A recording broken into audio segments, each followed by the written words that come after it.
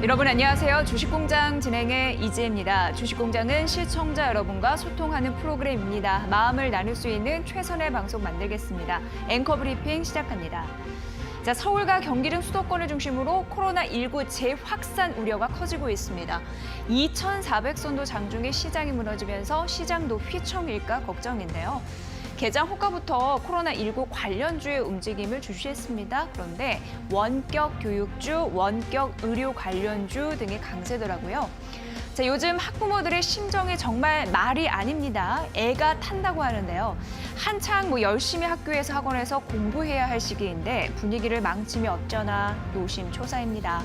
자, 코로나19가 장기화되면서 학교 출석도 정식으로 못하는 상황이다 보니까 온라인 비대면 수업이 진행이 되고 있는 상황이죠. 시대가 바뀌었다 하더라도 우리 옛 학창 시절을 떠올려 보면 집에서 컴퓨터 켜고 집중해서 정해진 규칙에 따라서 스스로 공부한다?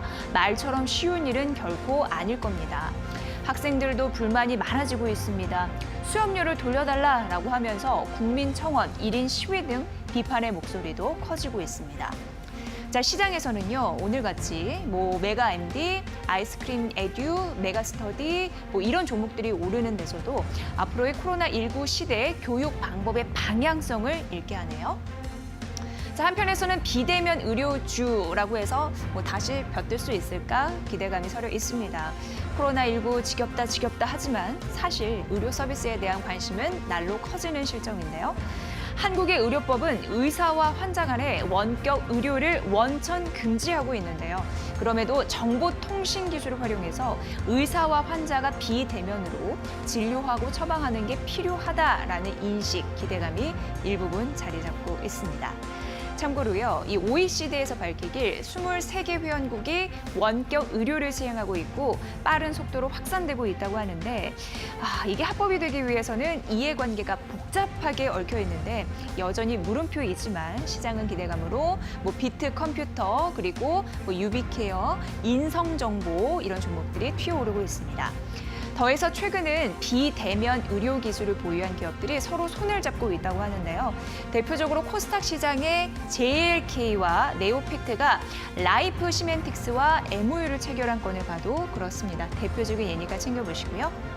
자, 시장에서는 1년 중에 가장 높은 주가를 쓴 알소프트도 오늘 시장에서 뭘 주목하는지 단적으로 얘기를 해주고 있습니다. 원격이 붙은 대부분의 업무를 진행하는 곳이다라고 알소프트 보면 되는데요. 원격 제어, 원격 지원, 원격 협업 서비스 이런 겁니다. 화상회의, 재택근무 다 포함입니다. 원격 솔루션이 주 사업이다 보니까 이런 부분이 중요하다라고 할 수 있겠고 오늘 알소프트 52주 신고가를 달성했다라는 부분 저희가 다시 한번 강조해드리도록 하겠습니다. 그동안 우리나라는 코로나19를 정말 성공적으로 개최했다라고 칭찬의 목소리가 상당했습니다. 그래서 K방역, 강국 이런 이야기들도 많이 나왔었는데요. 우리나라는 잠잠해질까? 이런 또 기대감이 있었는데 너무 섣부른 생각은 아니었는지 그런 부분이 생각이 되네요. 이번 재확산으로 불명예를 안게 될까 좀 걱정이긴 합니다만 그래도 제일 중요한 거는 국민의 건강과 안전 이거겠죠. 살피시고요. 자, 냉혹한 현실인 시장에서 관심주가 튀어오르는 게 주주 입장에서는 또 한 번의 기회일 수는 있습니다. 언제쯤이면 마음 놓고 일상을 살아갈 수 있을까요? 코로나19에 몸과 마음이 많이 지쳐가고 있습니다. 가까이는 이게 나와 내 가족일 수 있습니다. 방역 심리의 고삐를 단단히 쥐어야 할 것입니다. 앵커 브리핑 시간이었습니다.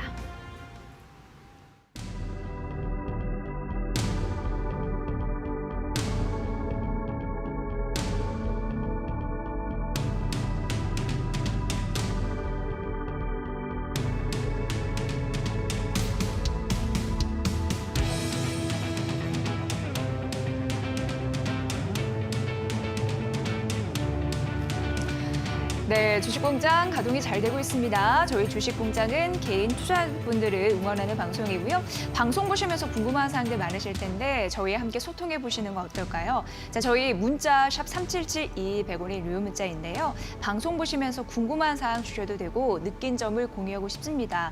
자, 그리고 유튜브 이데리TV 라이브 채널을 통해서도 실시간 방송되고 있고요. 또 24시간 다시 듣기가 가능합니다. 팟빵과 팟캐스트 준비하고 있으니까 여러분의 적극 적극적인 활용 저희 기다리고 있겠습니다. 자, 오늘 첫 번째는 특징주 공장 시간으로 가볼 텐데요. 위드금융 정태근 팀장과 함께하겠습니다. 어서 오세요. 네, 반갑습니다. 네, 코로나19가 또다시 극성입니다. 가장 좀 생활에 불편한 거 어떤 점을 들 수 있을까요? 네. 마음 편하게 누구를 못 만난다는 그렇죠. 거. 이동에 제한이 있으니까요. 네. 예. 그러니까 예를 들면 저 같은 경우는 이들리도 출연을 하지만은 네. 다른 곳도 출연을 하거든요.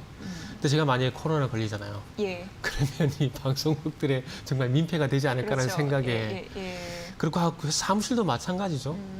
사무실 나가기도 힘들어지게 되고 하니까 되게 조심스러워요. 그래서 그 부산에 있는 부모님 만나러 가기도 되게 조심스러워요. 그렇죠. 그리고 네. 더운데 마스크 계속 써야 된다는 거. 맞아요. 되게 불편한 것 같아요. 네. 네. 이게 계속 그런 것 같습니다. 뭐 어디 갈 수도 없고 네. 뭘 할 수도 없고 아파도 마음 놓고 아플 수도 없고 네. 다 그런 것 같아요. 근데 다시 한번 비상사태인 거죠. 어떻게 보면. 좀 방역도 철저해야 될 것 같고 그런 의미에서 오늘 시장 관련주는 뭐 급등했어요. 이런 거에서 조금 이따 저기도 자세하게 말씀드리도록 하겠습니다. 자, 우선 각 경제방송사에서는 오늘의 특징주를 어떻게 제시를 했는지 납품된 상황을 여러분께 보고드리겠습니다. 만나보시죠. 자, 이데일리TV, 한국경제TV, 매일경제TV, MTN의 특징주를 모아봤습니다. 자, 오늘은 기사회생한 메디톡스 전 채널이 다 다뤘고요. 간마도도 그렇죠. 상장 폐지를 번복하면서 거래재개 첫날 급등세를 보였으니까요. 자, 코로나19 재확산 관련주 대부분 차지했는데 대표적으로 알소포트, 웰크론, 시젠, 메가스터디, YB, 엠넷 등이었습니다. 자, 이외에도 이데일리TV는 모토닉, 셀트리온 제시했고요. 한국경제TV가 삼성전자, 네이버, 카카오, 매일경제TV가 카카오는 공동이었어요. 또 리투젠, MTN이 이마트, 가온전선을 제시했습니다.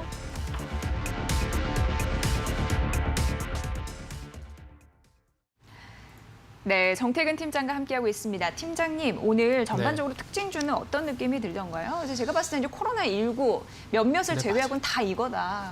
네, 맞습니다. 할 말이 없습니다. 그래서 사실 이게 네. 굉장히 집중이 돼서. 오늘 아침에 장 초반에 특징주 보시면 아시겠지만 다 다시 언택트예요. 예. 다시 언택트. 그 오늘 특징주도 보면 거의 80%는 90%는 네. 뭐 언택트라 봐야 되겠죠. 예. 다 코로나 관련된 테마라 봐야 되겠고 뭐 알서포트는 알다시피 원격이고 메가스터디 교육주, 네이버, 카카오 같은 경우도 아시다시피 인터넷 관련 비대면 수혜주죠.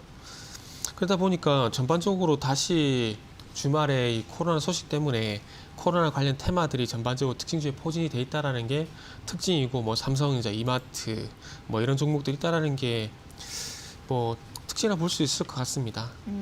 그래요. 좀 제한적인 영역입니다. 네. 그 안에서 종목별로 한량에는 뭐 상당해요. 그런데 시장의 특징을 추려을 하면 이런 거 정도다라는 부분에 네. 좀 제한되지 않나 싶습니다. 이 중에서 세 가지 특징주를 그래도 골라보도록 하겠습니다. 네. 첫 번째 종목은 어떤 채널에서 고르셨을까요? 아까 서두에 네. 앵커멘트 하실 때 말씀하셨는데 전 네. 채널에서 다 다루고 있어요. 메디톡스. 메디톡스. 기사 회생이 너무 잘 어울리는. 네네. 예, 근데 앞으로도 잘 될 수 있을까 이런 느낌도 들고요. 어쨌든 오늘 시장은 반응을 하고 있습니다. 상한가. 네. 호가 때부터 그랬거든요. 예. 그러게요. 저는 개인적으로 기사회생이 메디톡스보다는 간만화가 좀 맞다라고 생각이 드는데. 그러네요. 그거는 상장 폐지 네. 하다가 다시 그렇게 됐으니까 그러니까요. 번복하면서. 예. 네. 일단 어쨌든 아시다시피 메디톡스 같은 경우 소송이 있다는 건 다들 잘 알고 계실 겁니다. 네. 그렇기 때문에 이 소송 리스크 때문에 주가가 계속해서 지지부진한 모습을 좀 보여주고 있는 상황인데 일단은 오늘 뉴스 나온 부분을 보셔서 아시겠지만은 일단은 소송 결과 전까지 그러니까 아마 제가 볼 땐 대법까지 갈 것 같아요. 대법까지 갈 것 같은데 네. 그 소송 결과가 나오기 전까지는 일단은 판매를 가능하다라고 이가 나오게 되면서 일단 상한가에 좀 진입이 됐습니다.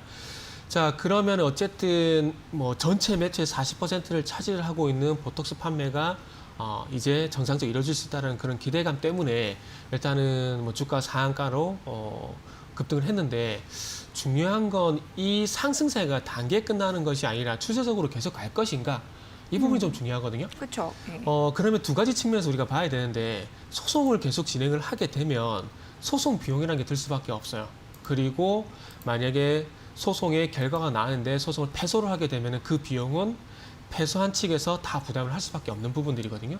그러면 1차적으로 앞으로 이 소송 비용에 대한 부담을 얼마만큼 또 빨리 깨끗하게 벗어내느냐. 이게 좀 중요한데 예. 예전에 코오롱 인더 같은 경우에 그 소송 리스크 때문에 계속 주가가 발목 잡혔던 기억을 보게 된다라면은 아마 메디톡스가 오늘 상한가에 진입을 했지만은 소위 말하는 네. 점상한가에 진입을 했지만은 이 소송 비용 리스크 때문이라도 아마 이 추세적인 상승은 좀 쉽지 않을 것 같다라는 말씀을 좀 드려야 될 것 같고요. 그리고 두 번째 같은 경우에는 신뢰 문제입니다. 제가 앵커님한테 한번 질문을 드리고 싶은데 지금 어쨌든 내부 고발전에서 이런 그 소송까지 가는 상황이 벌어졌잖아요. 네. 그러면 이 회사 제품에 대해 보톡스를 쓸 수가 있을까요? 답은 정해져 있다고 저한테 물어보시는 것 아니요, 같은데. 그거는 뭐 예. 그러니까 뭐 신뢰를 하실 수도 저는, 있고 안 할 수도 네. 있는 거거든요. 네. 근데 이게 그런 게 있잖아요. 찝찝함. 그러니까 이게 신뢰 문제거든요. 그러니까 정상적으로 잘 쓰다가 이게 소송이라는 문제가 발생이 되게 네, 되면서 네. 어떤 성분에 대한 문제가 이게 나오게 되면은 이게 보톡스라는 게 조금 과장되게 얘기하면 생명과도 직결되는 문제거든요. 그렇기 때문에 이 찝찝함을 가지고 이 회사 제품을 쓴다? 저는 못 쓸 것 같아요. 저는 그 앵커님께 어떻게 대답할지 모르겠지만 저는 못 쓸 것 같아요. 이게 신뢰 문제거든요.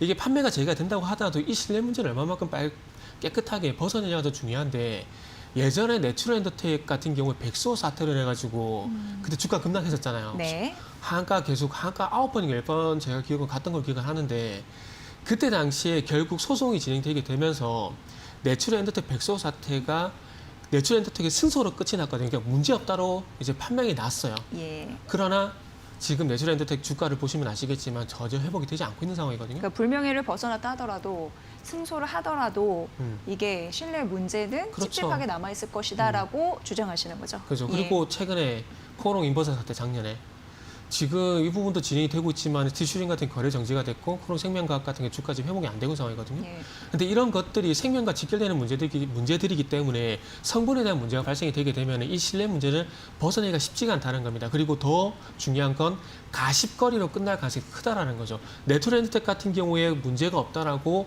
판명이 되고 내추럴엔더텍이 승소로 끝이 났지만은 그 이후에 주가 회복되지가 않았어요. 그러니까 이런 부분들을 봤을 때 소송 비용이라든지 그리고 앞으로의 신뢰에 대한 문제 이런 부분들이 과연 메디톡스가 빠르게 이겨낼 수 있을까? 근데 과거 사례를 봤을 때는 이겨내기가 쉽지가 않다라는 겁니다. 그렇기 때문에 오늘은 상한가에 진입이 됐지만은 중요한 건 서두에 말씀드렸지만은 단기 상승이 아니라 추세적인 어떤 상승으로 가져야 되거든요. 근데 그 추세적인 상승으로 가기에는 소송 리스크라든지 신뢰 리스크라든지 이런 부분들의 문제가 분명히 발목을 잡을 가능성이 있기 때문에 네. 제가 보기에는 추세적인 상승은 쉽지 않을 것 같다. 뭐 이렇게 말씀드리고 싶네요. 그럼 제가 메디톡스 주주의 입장에서 한번 반문을 해보도록 네. 하겠습니다.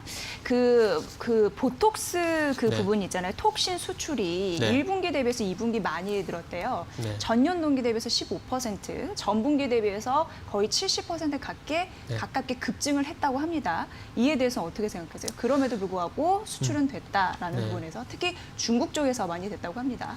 예. 그렇죠. 이게 문제가 이런 거겠죠. 해외 쪽에서 이 문제가 돌출이 돼가지고 그런 문제가 발생이 됐다라면 아마 수출이 쉽지가 않았을 겁니다. 예. 그러나 국내에서 이런 문제가 발생이 됐고 이 국내에서 불거진 이 리스크들이 해외까지 제가 볼 때는 전파가 안 됐다라고 생각을 하고 있습니다. 그렇기 때문에 수출은 정상적으로 이루어지고 있는 상황이지만은 국내에서는 어쨌든 판매 부진이라는 부분들, 적자가 나고 있다는 부분들은 부정을 할 수 없거든요. 그래서 일단 해외 문제, 국내 문제를 뭐 이분법적으로 다루는 건 좀 무리가 있긴 하지만 그럼에도 불구하고 해외 쪽 같은 경우에는 이 신뢰 문제가 아직까지 깨지지 않았기 때문에 수출이 그만큼 이루어진다라고 생각을 하고 있고요. 그리고 국내 쪽 같은 경우에는 좀 전에 말씀드렸듯이 이 신뢰적인 문제가 깨졌기 때문에 지금 적자가 발생이 되고 있는 부분들은 분명히 있다라고 말씀 좀 드리고 싶네요. 네.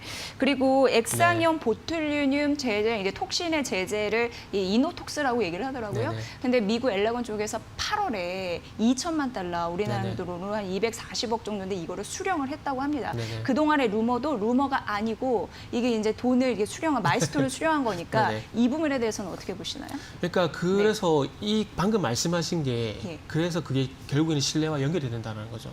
그러니까 해외 쪽에서는 이렇게 그러니까 기술 수출료까지 받을 정도로 괜찮은데 네. 국내에서 왜 이 문제가 발생이 됐냐라는 거죠. 그리고 코오롱 인버사 같은 경우도 마찬가지로 이 문제가 해외 쪽에서 먼저 불거졌거든요. 네. 근데 국내 쪽에서는 마찬가지로 별 얘기가 없었어요. 그러니까 이게 지금 어찌 보면 이 문제 같은 경우는 지금 이 소송을 다루고 있는 변호사는 법률 전문가가 더 잘 알 겁니다.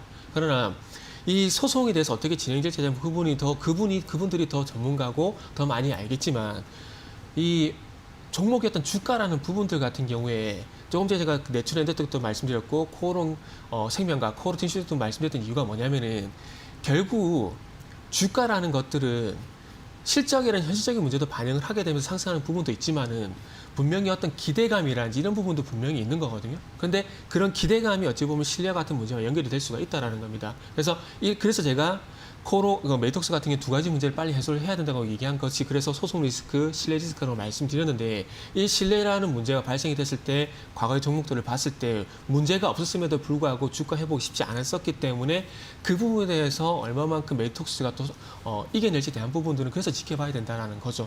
그래서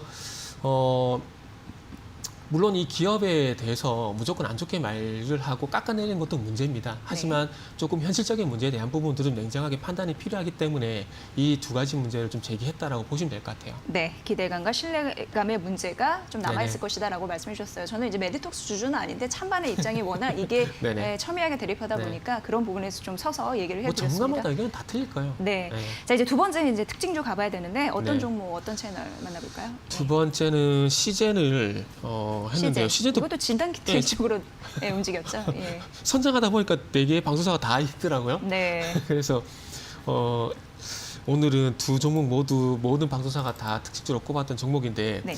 일단 시젠 같은 경우는 아시다시피 지금 주말에 광화문 집회 이게 나오게 되면서 지금 감염자 계속해서 늘어나고 있는 상황이거든요. 그러면서 2단계로 격상한다는 얘기가 나오고 있는 상황인데 그러다 보니까 뭐 코로나 관련 이슈가 오늘 장에서 당연히 부각이 될 수밖에 없을 것 같습니다. 그래서 일단 앞에 메디톡스와 마찬가지로 시젠 같은 경우에도 그래서 이제 추세적으로 그러니까 여기서 주가를 턴어라운드 시킬 것인가 아니면 이 하락 추세가 지속이 될 것인가 우리가 이 문제를 좀 다뤄봐야 될 것 같은데 일단은 지금 수젠텍이라든지 그 여타 시젠을 제외한 진단키트 관련 종목들 같은 경우 어닝 쇼크에 대한 얘기가 상당히 좀 많이 나오고 있는 상황입니다.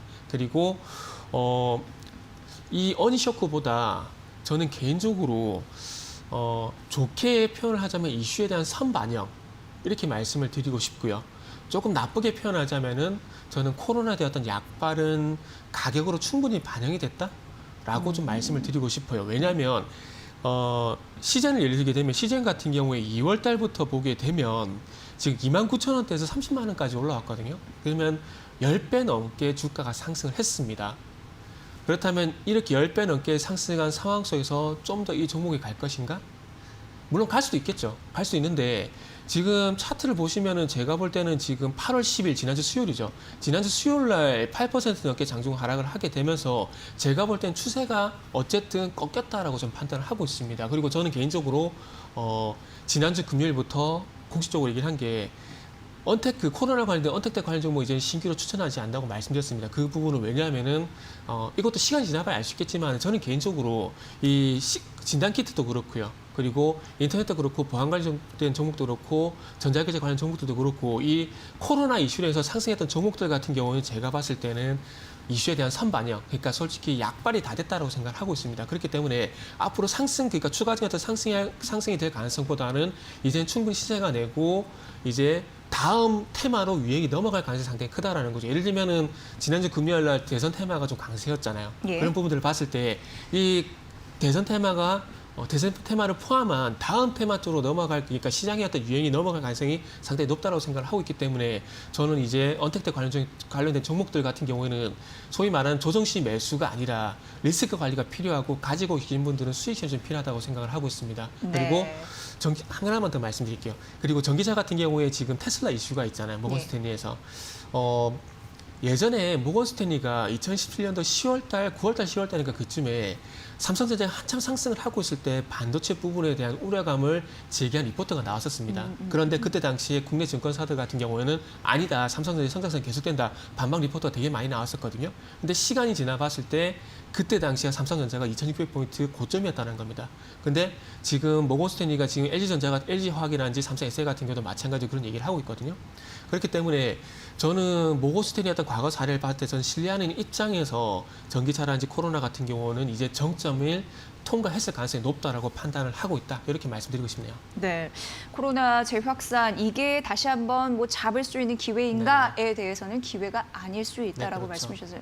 2차 전지 관련주도 말씀해 주셨는데 그 부분은 좀 더 궁금했는데 시간 네네. 관계상 일단 조정이 가능성, 그러니까 지금의 네네. 정점일 가능성 언급해 주셨으니까 네. 꼭 참고해 보셔야 될 것 같습니다. 저도 궁금하네요. 자, 이제 마지막 종목 가보도록 하겠습니다. 네, 마지막 종목은 이마트입니다. 최근에 뭐 지난주 목요일부터 유통주가 좀 강세거든요. 네, 네. 신세계라든지 이마트 좀 강세인데 지금 금요일 날 특징주로 아마 이 종목도 꼽혔을 것 같은데 지금 금요일 나온 뉴스를 보게 되면 2분기 실적이 적자임에도 불구하고 3분기부터 흑자 전환되게 돼서 하반기에 대한 기대감 분명히 있다. 이런 얘기들이 나오게 되면서 지금 상승세가 좀 지속이 되고 있거든요. 근데 오늘 아쉽게도 코로나 이슈가 다시 부각이 되게 되면서 지금 3%까지 조정을 보이고 있는 상황인데 일단 우리가 냉장에 코로나를 제외를 하게 된다라면은 일단 이 이마트가 가지고 있는 사업 부분들에 대해서 빠르게 턴어라운드가 될 것인가에 대한 부분도 우리가 좀 고민을 해야 되거든요.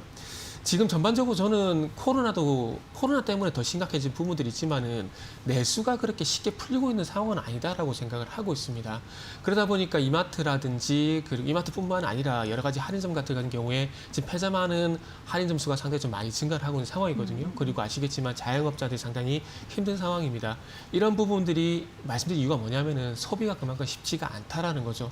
근데 이마트 같은 경우는 뭐 쓱배송이라 그래가지고 온라인 쪽에 상당히 많이 기대를 하고 있는데 지금 전체 매출 5조에서 지금 온라인 부분이 차지하는 비중이 1조에서 1.5조 정도 되고 있는 상황이거든요. 만약에 이걸 뒤집어서 온라인 부분이 전체 매출이 5조 5천억인데 이 온라인 부분이 3조 5천억이다. 이러면은 좀 얘기가 달라질 수가 있을 것 같아요. 그러나 주력 캐시카하고 어쨌든 이마트 같은 할인점이라는 겁니다. 이 할인점에 대한 어떤 턴어라운드가 이루어지지 않게 된다라면은 실적에 대한 어떤 턴어라운드가 쉽지가 않을 것 같고요. 그리고 유통 부분에 대한 어떤 주가 이런 부분들도 일단은 단기적으로는 저는 상승한다고 생각을 하고 있습니다. 하지만 네. 메디톡스처럼 추세적인 상승에 대한 부분들은 그래도 조금은 지켜봐야 된다. 메디톡스 같은 경우 좀 부정적으로 말씀드렸지만은 이마트 같은 경우는 그래도 중립적인 관점에서 바닥을 다질 가능성이 상당히 높다라고 좀 판단이 되고 추석 물가라든지 그리고 연말 소비 이런 부분들의 기대감은 아직 남아 있기 때문에 네. 조금은 지켜보자는 관점 이렇게 말씀드리고 싶네요. 네, 단기 상승에 대한 가능성을 말씀해 주셨는데 저희 네. 그 소통창에 보니까 윤경옥님이 목표가 좀 말씀해 달라고. 목표가요? 예, 어떻게 보세요? 매매 전략을? 글쎄요. 일단 이마트 네. 같은 경우는 저는 그렇게 관심 있는 종목이 아닌데 요 얘기는 확실히 드릴 수가 있을 것 같아요. 이거는 눈에 보이는 대로 하시면 될 것 같습니다. 지금 지난 그 작년 11달, 12월달 고점이 13만 8천, 그러니까 14만 원대거든요. 네. 여기서 만약에 지금 조정을 받고 조정이 나오게 되면 12만 원대까지 하락할 수 있을 것 같거든요. 12만 원까지 하락하고 난 다음에 다시 재반등이 나왔을 때 14만 원을 돌파하게 된다면 저는 계속해서 가져가 볼 것 같아요. 그리고 난 다음에 그 이유는 대응의 영역이라고 좀 말씀드리고 싶습니다. 제가 점쟁이가 아니기 때문에 딱 얼마까지 간다 그 부분은 조금 죄송하지만은 힘들 것 같다고 말씀드리도록 하겠습니다. 네. 그러면은 네. 조금 더 조정을 받았을 때 매수 전략은 괜찮은 네, 거죠? 괜찮습니다. 그리고 14만 원까지 가는지 안 네네. 가는지 그때는 또 그때 가서 네, 봐야 조정 된다. 나오면 이 종목은 한번 공략해 볼 필요는 있을 것 같아요. 네, 공략해 볼 만약에 필요는 분명히 있다. 원하신다면. 이렇게 네. 말씀드릴 수 있습니다. 네. 네. 그리고 단기적으로 반등한다고 하셔서 그런지 궁금하셔서 물어봤으니까 그 부분 네. 잘 챙겨서 또 투자 전략에 임해 보시면 좋을 것 같습니다. 자, 이렇게 특징주 공장 만나봤습니다. 위드금융의 정태근 팀장과 함께했습니다. 고맙습니다. 네, 잘 감사합니다. 들었습니다. 네, 잠시 후 증권사 스타PB 출신의 YG경제연구소 차영주 소장과 함께 오늘 시장 색다른 시선을 전해드리도록 하겠습니다. 아울러 저희가 전해드린 투자 정보 여러분 잘 활용해 보시고요. 그 결과들 시청자 여러분의 몫이라는 거 다시 한번 강조해드립니다.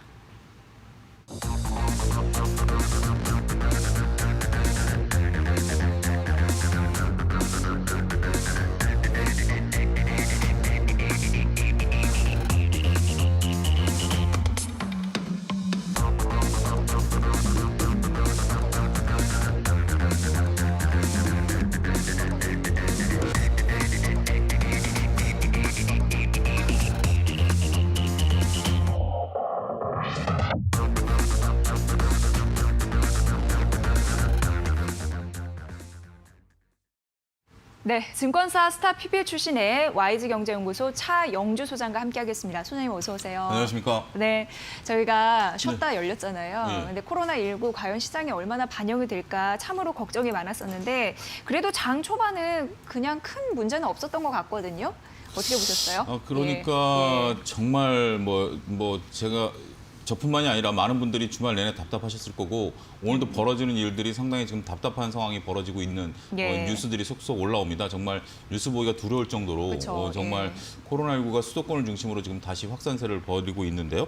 그런데 이런 것들 여러분들이 생각을 하셔야 됩니다. 이게 어떤 정치적인 의도냐 아니면 일반적인 거냐를 떠나서 우리는 이제 주식만 바라보는 거죠. 그쵸. 주식만 바라보는데 이런 것들이 주식시장에 영향을 크게 미치고 있다는 것들입니다. 여러분들 지금 경제에 미치는 영향, 이 코로나19가 만만치 않은데 이거를 정말 정치적인 의도라든지 가볍게 생각하시는 분들을 보면 정말 조금 생각이 우리랑 많이 다르다라는 걸 느낄 수 있겠고 어찌됐든 우리는 주식시장 입장에서 본다라면 분명 이것은 호재는 아니다. 그쵸. 그리고 코로나19가 네. 퍼지게 된다라면 그동안 우리가 시장에서 보여주고 있었던 결국 성장주냐 가치주냐 그런 논란을 다 지금 잠재우고 있고 다시 언택트 중심의 성장주들이 올라갈 수밖에 없는 그런 환경들을 만들어가고 있다라고 말씀드릴 수 있겠습니다. 오늘 오전 시장을 잠깐 정리를 하자면 전반적으로 봤을 때 오늘은 언택트 관련주들이 다시 올라가는 모습들을 현재 보여주고 있습니다. 시장에 있어서 삼성전자 같은 경우는 나름대로 개별성 이슈로 올라가고 있습니다만 카카오가 무려 7%가 넘는 상승 흐름. 아침만 하더라도 이렇게 강하지 않았거든요. 네이버도 그렇고요. 한 1% 남짓해서 보합권에서 왔다 갔다 하던 것들이 예. 이렇게 지금 강하게 땡겨주고 있다라고 좀 말씀드릴 수 있겠죠. 이러한 모습들은 현재 지금 시장에 코로나19가 이게 이제 그렇게 되는 거죠. 주가 빠지면 경기 방어주가 올라가는 것처럼 코로나19에 대한 지금 확진자 수가 늘어날수록 언택 관련주들이 지금 대거 늘어나고 있다. 이렇게 좀 말씀드릴 수 있겠습니다. 여담입니다만 저희 이데일리가 자리하고 있는 빌딩 내에 커피숍이 하나 있거든요. 예. 제가 여기 오기 전에 항상 점심을 먹고 커피를 한 잔 마시는데 커피숍에 사람이 없습니다. 이제 점심시간에. 곧 시작이군요. 네, 예. 그렇게 할 정도로 이 거리 두기가 다시 이제 시작이 되고 있다. 이렇게 좀 말씀드릴 수 있겠죠. 이러한 관련주들이 이러한 우리가 실생활을 보게 된다라면 관련주들이 이런 것들이 올라가는구나. 이렇게 인식을 하실 수가 있겠죠. 오늘 특징적인 종목은 네이버와 카카오를 빼놓고 얘기할 수 없을 것 같습니다. 예. 다 아는 종목들이긴 합니다만 대장주로서의 역할을 좀 톡톡히 하고 있다. 이렇게 좀 말씀드릴 수 있겠고요.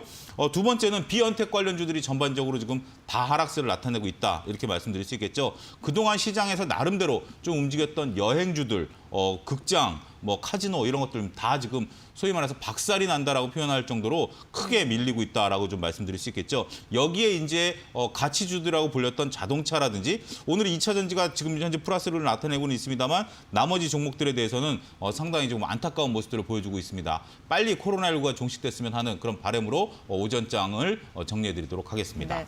하도 가파르게 오르다 보니까 이게 정점이 아닐까라고 많은 분들이 생각을 했습니다. 예. 그런데 코로나19 재확산이 하나의 빌미가 되지 않을까라는 우려감이 그렇죠. 있습니다. 예. 왜냐하면 오늘도 말씀해 주셨다시피 코로나19 관련주 일정 섹터로만 매수가 몰리고 있는 상황이니까요.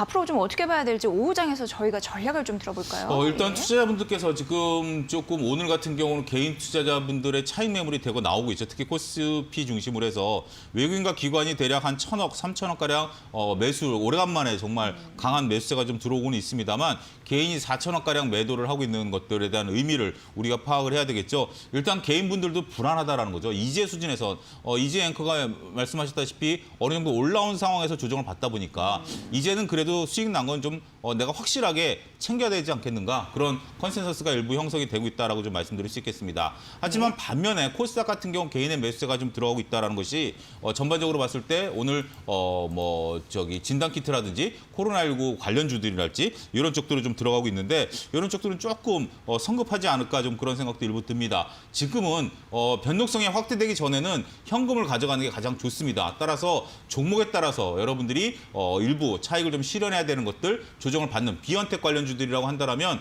지금 다 어쨌든 수익이 나 있는 대부분의 투자자분들이 수익이 나 있는 상태 아닙니까? 이런 상태에서는 수익을 좀 챙기는 것이 좋지 않겠는가 거듭 말씀드리도록 하겠습니다. 오늘 추천 종목은 언택 관련주인 듯 언택 관련 아닌 듯 그게 뭐죠? 그런 종목을 말씀드리겠는데 지난번에 제가 예. 말씀을 드렸던 것처럼 오늘 동서를 다시 한번 추천을 드리겠습니다. 그때 이후부터도 거침없는 상승 흐름을 계속해서 보여주고 있는 모습을 보여주고 있죠. 제가 이재 아나운서의 옷에 비유하면서 그때 동서를 말씀드렸던 경우가 있는데 예. 그 뒤에도 거침없는 상승. 오늘 대상도 그렇고요. 이런 것들에 대한 종목들이 움직이고 있어요. 신고가 같군요, 오늘. 그렇습니다. 예. 동서 같은 경우 지금 여러분들의 앞서 언급드렸다시피 커피를 안 마실 수는 없죠. 하지만 커피 전문점에서 지금 그 특정 커피 전문점에서 지금 확진자가 나오다 보니까 커피 전문점을 꺼리다 보니까 커피를 편의점에서 사는 것들. 오늘 또 대상도 실적이 좋았습니다. 고추장 김치 판매량이 늘었다라는 거예요. 그게 어디서 늘었냐면 슈퍼마켓에서. 그렇군요. 그러니까 이제 네. 큰 마트를 안 가고 집에서 먹다 보니 고추장과 김치를 많이 먹게 되고 이런 것들을 슈퍼에서 구입한다라는 거죠. 따라서 제가 앞서 언급드렸다시피 언택인 듯 언택 아닌 듯 하면서도 대표적인 언택 관련주다. 우리가 소비 관련주이기 때문에 관심을 지속적으로 가지셔야 된다. 거듭 말씀드리겠습니다.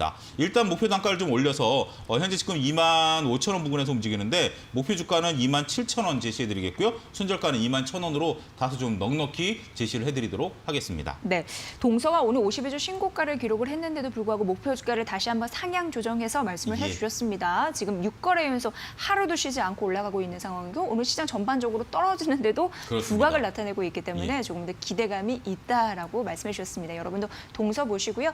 지금 현금 비중이 좀 필요하고 수익 실현 그런 부분도 좀 필요하다라고 맞습니다. 말씀하셔서 예. 시장 전반적인 이해는 이렇게 저희가 색다른 시선으로 말씀드리도록 하겠습니다. 잘 들었습니다. 내일 또 뵙겠습니다. 예, 감사합니다. 네, YG경제연구소 차영주 소장과 함께했습니다. 자, 저희 주식공장 여러분과 함께하고 있는데요. 샵 3772 100원의 유료 문자 보내주시면 2분 추첨해서 치킨 상품권 드리고요. 한 주에 2분씩 차영주 소장의 또 집필 책을 선정해서 배송해 드리도록 하겠습니다. 여러분의 참여 많은 또 활용 부탁드리고요. 저희 잠시 후에 관심주 공장으로 돌아올게요. 잠시만요.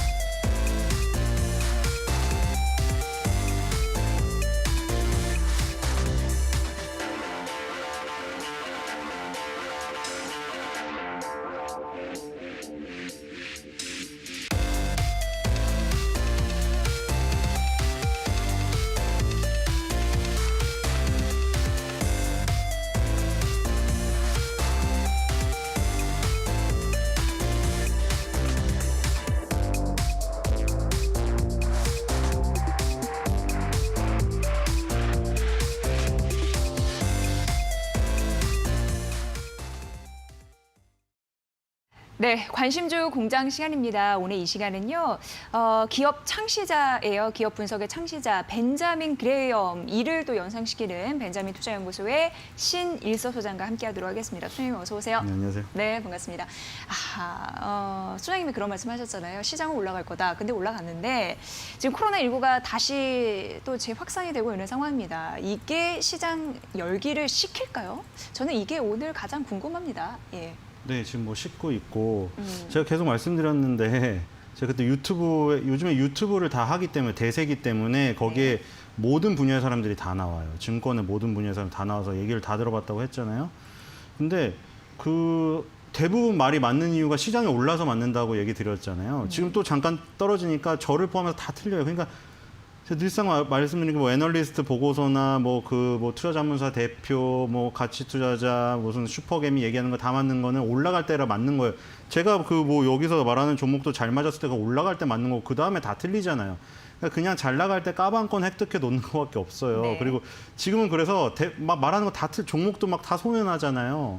그러니까 물론 비중 조절을 조금 하라고 뭐 한 사람은 맞았어요. 근데 지금 어쨌든 조금 기간을 뭐 정하지 못하겠는데 조금 쉽겠죠. 지금 그러니까 그냥 단순하게 뭐 다른 거 다 빼고 그 기술적으로 봤을 때도 너무 좀 위격이 불안하잖아요. 그러니까 우리가 뭐 차트를 뭐 자세히 뭐 아주 막 파고 이런 사람 아니더라도 지금 코스피나 코스닥 차트 보면 조금 약간 마음적으로 불안하지 않아요? 그러니까 본능적으로. 이게 뭐 요즘에 뭐 주생아 주리나라고 하는데 사실 주생아 주리니 저 단어 별로 좋아하진 않는데 무슨 주생아가 신생아도 아니고 그런 말이 있어요.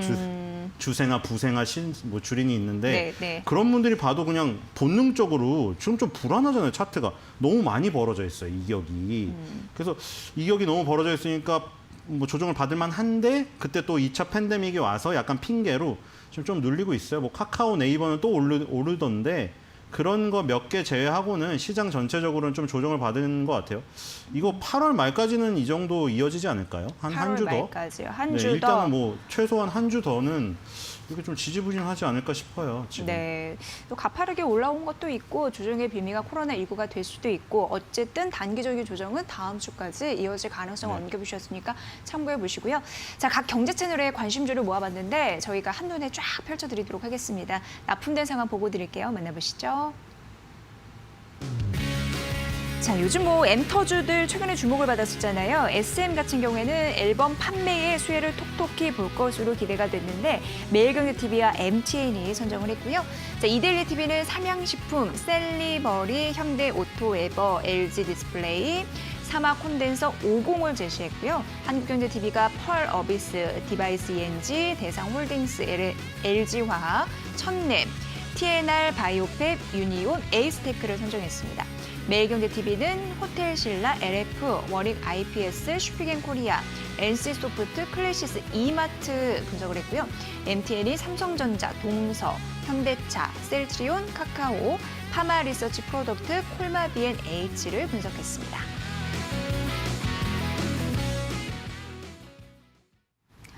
네, 시장을 바라보는 관심주에서 볼 수 있는데요.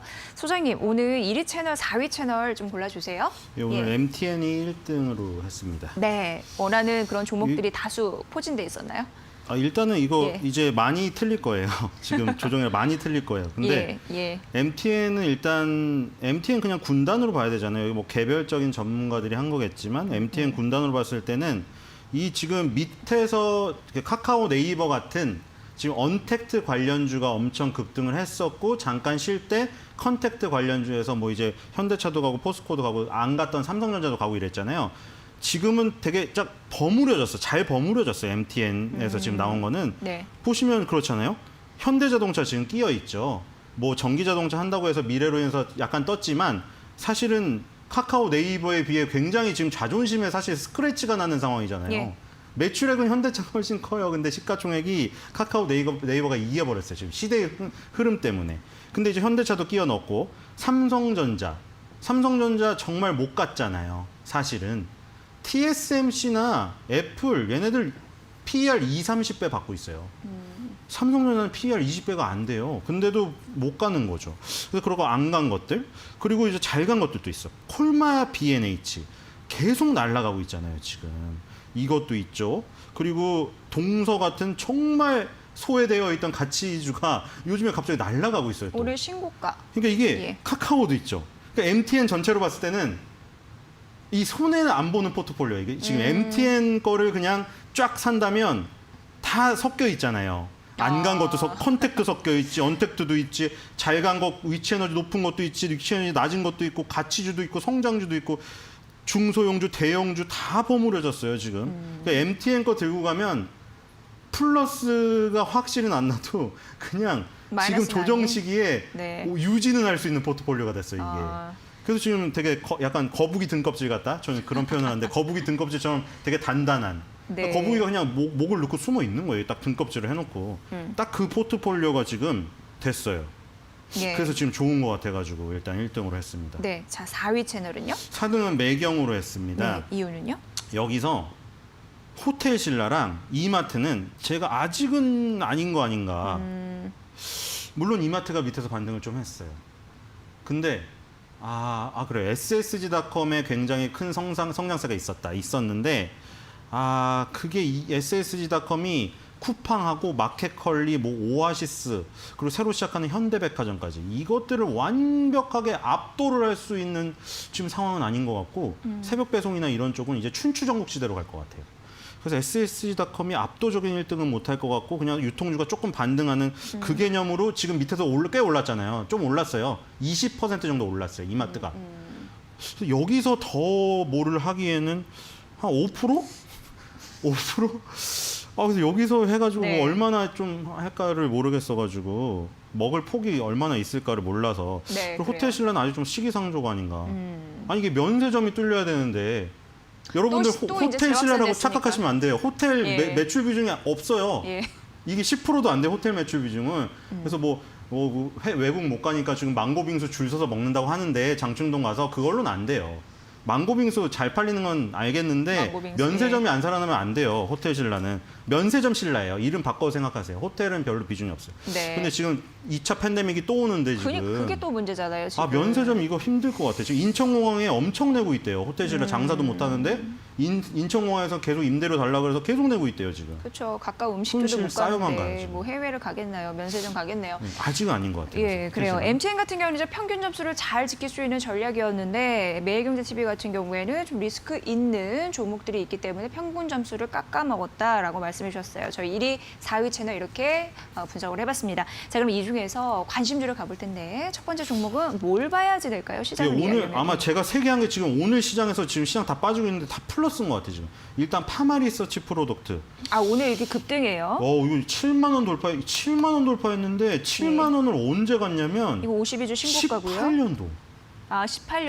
18년도에 마지막으로 71,200원 찍어보고 1월 달에 야, 그 뒤로 정말 힘들었어요. 이거 최근에 뭐 보험법 개정됐다고 주가가 팍 오른 적이 있었는데 그 이후로 이제 또 예. 튄 거네요. 아, 무슨 법 예. 개정이라고 하시죠? 보험법이 뭐 개정이 돼가지고. 보험법이? 예, 예. 보험법이랑 상관 있나? 그게 있던데 뭐 그래요? 제가 콘주라니까. 그거 모르고 일단 그게 좋아요. 지금 얘가 강남성모병원하고 무슨 그 대형 병원들 있잖아요. 대형 병원들에 얘네가 콘주란이라고 그 주사가 들어갔어요. 예. 그게 무릎을 이제 수술해도 그러니까 수술요법이 있잖아요. 근데 사람들이 옛날에 그런 얘기가 많았잖아요. 뭐 라이프란 드라마에서도 나왔는데 우리 동네 노인분들은 다 로봇이다. 뭐냐면 이게 안 좋은데 로봇 수술을 막 한 거예요, 의사들이. 그 드라마에만 나온 얘기가 아니라 실제가 살짝 반영이 됐어요, 현실이. 그러니까 너무 수술하는 건 좋은데 문제는 그게 달아요. 로봇 수술 여기 뭐 넣으면 달아요. 그래서 이제 그거 좀 건드리는 거 안 좋고 사실 뭐 주사요법으로 하고 뭐 물리치료 하는 게 좋은데 콘주란이 이제 그 건강보험이 적용이 되면서 좀 비쌌는데 이제 싸져서 이제 많이 하는 거예요. 제가 말씀드린 게 그거 건강보험 급여 적용. 아, 그렇죠. 건강보험이죠. 예. 아, 저 잘못 알았어. 보험업법이라고 해서 혹시 또 삼성생명이 보험업법 뭐 그것 때문에 상한가 가고 막 이랬잖아요. 이게 보니까 찾아보니까 그때- 3월에 그랬더라고요. 그 얘기인 줄 알았어. 예. 하여튼 그거 맞아요. 보험업법이 예. 개정돼서 콘주란이 지금 대형 병원에 잘 돼요. 그리고 얘가 이제 15년도에 이때 막 지금 메디톡스 좀 그렇죠. 오늘 상한가 가긴 했는데 예. 정말 힘든 시기를 겪고 있잖아요. 파마리서치가 상장할 때 비교 대상을 뭘로 할 거냐. 그래서 메디톡스랑 뭐 이거 몇 개 해서 이제 했어요. 그래서 했는데 실적을 못 보여주다 보니까 정말 힘든 시기를 거쳤어요. 근데 이제 하나둘씩 보여주기 시작한 거예요. 리주란이라고 연어 정액 주사 그것도 지금 조금 되고 있고 콘주란이라고 무릎 관절 주사 이거 좀 되고 있고 이런 것들 실적 보여주고 중국 수출 좀 되고 하니까 이제는 옛날에 잊혀졌던 야 그때 스타였잖아 데뷔할 때 스타였잖아 근데 얘가 지금 실적을 못 보여주고 부상당하고 막 이랬는데 이제 조금 실적을 보여주네 하면서 증권사들도 관심을 갖고 메리츠 증권인가 거기서 10만 5천 원짜리 보고서 나오고 다른 데서도 막 목표 주가 8만 원짜리 나오고 막 이랬어요. 네. 그래서 좀 되게 긍정적으로 바뀌고 뷰도 좋고 막 이래서 기술적으로도 쓰리바닥을 찍고 장기적으로 일단 올라오고 있는 찰나에 그래서 아직 좀 남았다고 생각이 됩니다. 그래서 MTN을 1등으로 골랐기 때문에 당연히 여기서 한 2개 정도 나와야 되지 않겠습니까? 제가 1등 채널로 골라놓고 만약에 종목이 하나도 안 나온다. 그럼 좀 이상한 얘기 아니에요? 네. 그래서 이거 일단 파마리서치 프로덕트를 하나 꼽았습니다. 네. 2분기에 이 콘주란 매출 증가가 실적 호조의 대부분을 기여를 했다고 하니까 보셔야 될 것 같고요. 대형 병원 이런 부분에서 많이 쓴다고 하고요. 점유율도 지속적으로 올라갈 가능성 언급이 되면서 외국인과 기관의 쌍끌이 매수가 3거래 연속 이어지고 있습니다. 이거는 가격 전략이 필요할까요? 어떻게 보세요? 오늘 네. 52주 일단은 신고가. 아까 네. 목표 주가가 10만 5천 원까지 나왔다고 했는데 그거 뭐 증권사 지금 보고서 좋아요. 뭐 좋냐면 하락장에서는 증권사 엄청 욕먹잖아. 그거 다 똑같은 거예요. 애널리스트들의 그 무료 자료를 볼 수 있다는 것만으로 좋은 거고 지금 보면 일단 PER이 얘가 24배 정도 나오는데 얘가 데뷔할 때만 해도 4, 50배를 받았었어요. 물론 뭐 메디톡스랑 이런 거 비교할 건 아니지만 아까 그 얘기를 왜 드렸냐면 얘네가 이제 파마리서치 바이오라는 자회사를 통해서 그 보톡스를 시작을 하기 때문에 예. 그 당시에 비교가 됐었던 거예요. 예를 들어 메디톡스 지금 엄청 빠졌잖아요. 실적도 안 좋아지고. 근데 지금 보면은 얘네가 저기 PER이 677배까지 올라갔거든요. 지금 순이익이 떨어졌는데 주가가 이 정도 빠졌기 때문에 이 정도밖에 안 빠졌다는 거예요. 그리고 대웅제약이나 뭐 있는데 이 지금 20배 조금 더 올라가야 될 것 같아요. 한 30배 정도로. 그래서 저도 10만 원 정도 장기적으로 네. 6개월 목표가로 네. 보면 좋을 것 같습니다. 네. 두 번째 관심주는요? 예, 너무 오래 끌었죠. 동서입니다. 야, 동서. 이거는 파마리서치는 완전 성장주고 얘는 완전 가치주인데 은둔형 가치주죠. 은둔형. 은둔형. 자, 여러분들이 네. 리포트 보는데 무료로 보는데 뭐뭐 있어요? 환경 컨센서스, 네이버 리서치. 그렇죠? 아마 방송국 같은 데서는 뭐 앵커님이나 이런 쪽에서 얼마 비용을 내고 아마 그 와이즈 FN이나 이런 데서 볼 거예요. 근데 무료로 볼 수 있어요. 환경 컨센서스 보면 동서를 검색해 보세요, 한번. 5년치로 검색하면 IS 동서밖에 안 나와요. IS 동서. IS 동서는 우리 상관없는 거고 동서랑 동서의 마지막 보고서는 2016년 11월 달 SK증권의 김승 연구원이 쓴 보고서예요. 4년 동안 보고서가 안 나와. 예. 왜냐하면 동서는 광고는 열심히 하더라고요. 광고는 열심히 하는데 IR을 안 해.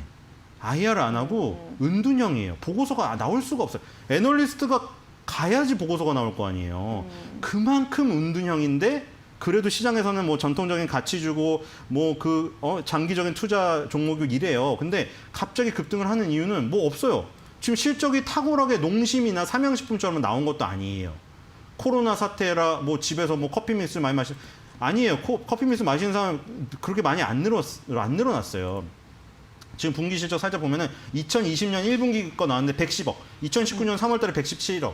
오히려 작아졌어요. 작년보다 작아졌어요. 근데 왜 급등하냐면 반사적인 것 같아요. 제가 보기에는. 예. 성장주가 너무 같기 때문에 가치주들이 이렇게 급락을 한 거예요. 그러니까 반등이 강하게 나오는 거예요. 그러니까 어쨌든 뭐 그거 사유는 빼고 일단 지금 오르고 있으니까 잘 타서 수익을 내면 되니까 MTN에서 잘 꼽은 것 같아요. 네. 자, 이제 각각 1분씩만 가능할 것 같습니다. 세 너무 번째 길었네. 예, 디바이스 관심주는요? ENG입니다. 자, 이것도 오늘 오르다 지금 빠지는데 굉장히 괜찮죠? 삼성전자, 하이닉스 이런 데 관련된 반도체 장비 회사고요. 지금 2만 원을 돌파했더니 3만 원까지 가까이 가버렸어요. 예.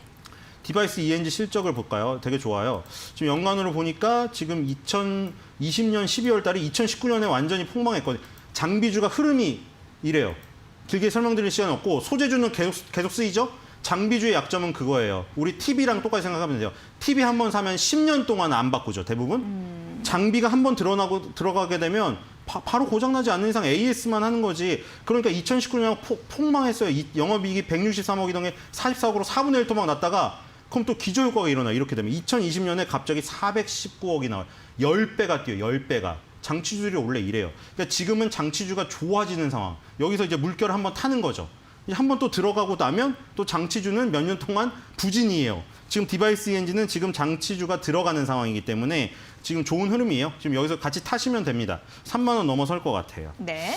자, 그렇다면 이제 마지막 드디어 관심주인데 얼마 시간이 안 남아서 일단 이지웰입니다. 자, 이지웰. 빅숏이라는 영화 보셨죠? 빅숏 영화에서 마이클 베리가 투자한 종목이에요. 이게 빅숏의 주인공. 조선선제, 이지웰, 오텍, 비츠로테크. 우리나라 거 4개 샀더라고요. 사이언 에셋 매니지먼트라고 자기가 운영하는 걸로 샀어요. 여기 그 빅숏 영화 보면 알겠지만 저평가된 거 아니면 그때 막 IMF 터졌을 때, IMF가 아니라 서브프라임 터졌을 때 싸게 사가지고 이제 성공하는 케이스잖아요. 그만큼 그 사람이 보는 관점을 유효하기 때문에 이게 지금 저평가됐다는 그 부분이겠죠. 이지웰 하나만 말씀드릴게요.